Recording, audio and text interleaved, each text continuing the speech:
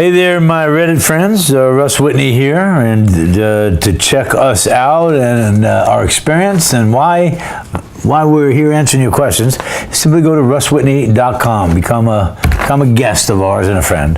This question is coming from K1TTI3Z. I always get a kick out of these handles, but it says, processes that have helped you build a successful company. Me, okay. Do any entrepreneurs out there have any tips about what kind of systems or tools they use to stay organized?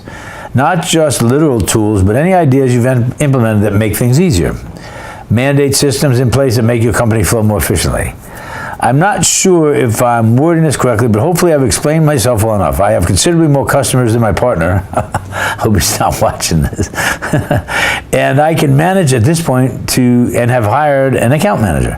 I want to build some systems into my company that are going to set us up to win, but I don't know where to start. All right. So listen, K1TT3Z. Definitely go to russwhitney.com when we're done with this. And just get a look. There's nothing to buy or anything like that. We do have all types of training programs, plenty of free information. One of our businesses teaching people how to scale businesses. I've been involved, and you'll see this in the Russ Whitney business on the site. I've been either bought, acquired, or started over 40 companies in my career. And so let me just give you an example. I started out with real estate investing, and then I built that into a management company and then a construction company years ago, and then I've been in that a couple of times. I started a company in 1996 called Whitney Education Group. We had 12 employees, no revenue. The first year, let me just tell you that we built one of the largest training companies in our industry in the United States. I took that from 1996, we did $5 million, next year $13 million, the next year $26 million, then $60 million on up to $250 million by the mid-2000s. We went from 12 employees to 2,000 employees in 7 different countries. I'm not saying that to brag, but there's 2 ways you build a company. There's the entrepreneurial phase, and then there's the bureaucracy phase.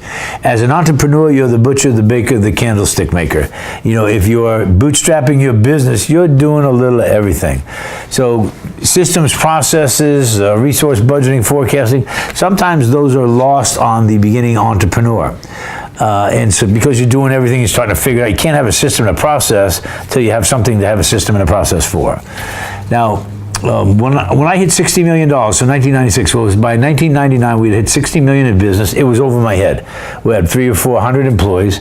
And listen, I had managed very big real estate deals, but this is now a corporate entity that we took public. So 60 million, I knew I was over my head. We had about $4 million in the bank, and we were cash flowing. I could have pulled that money out at that time because I stayed very lean in the beginning phases and put everything back into the company. And my other option was to hire some Fortune 500 executives, get a recruiter, and bring in people from Kraft Foods, Philip Morris, PepsiCo, GE. And these are executives that make, well, when I started about 150 grand a year, we went up to about $250,000 a year in salary. Now you got to be cash flowing to do that. And these are people that run $500 million and $1 billion business units within the confines of a bigger company. So these are what we call entrepreneurs, but they can make some big bucks.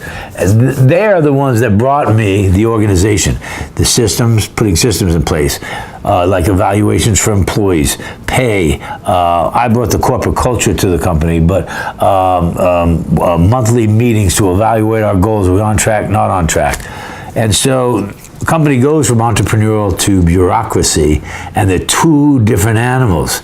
And most of the time, you know, the entrepreneur stays the visionary instead of getting down into the nitty-gritty administration. I'd suggest you do this.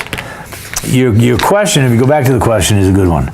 I would suggest that if you have specific questions on, you know, what systems, processes, etc., we need to know more about your business. So you can write to support@russwhitney.com. We'll get your questions and we'll answer them for you. I'll give you one hot tip. When you start to hire people, you got to delegate responsibility. And a lot of times, beginning entrepreneurs don't forget the second part of delegation, which is the follow-up. So you delegate, you can't just expect that someone's going to get the job done. You have to have a tickle file or a calendar to follow up your delegation to make sure that that's being done. It's just part of the process. So Russ Whitney signing out. I hope this helped you out.